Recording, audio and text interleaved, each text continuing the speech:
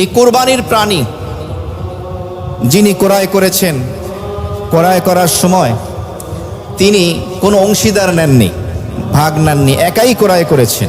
ক্রয় করার পরে উনি চিন্তা করলেন যে দুই একজন বা আরও 6 জন ভাগ নিয়ে দিতে পারবেন কিনা। তো শরীয়তের মাসালা হলো, যিনি পশুটি ক্রয় করেছেন উনি যদি ধনী হন, যার উপরে কোরবানি শরীয়তে ওয়াজিব, তাহলে উনি নিতে পারবেন। যদি ধনী হন উনি একাধিক লোক নিতে পারবেন।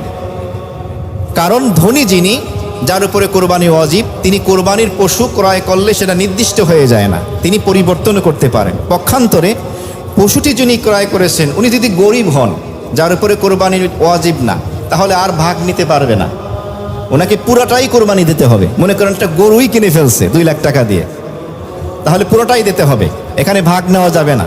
যদি সে ভাগ নেয় 1 ভাগ 2 ভাগ আরও 6 ভাগ যদি নেয়, তাহলে সেই পরিমাণ টাকা তাকে সদকা করে দিতে হবে।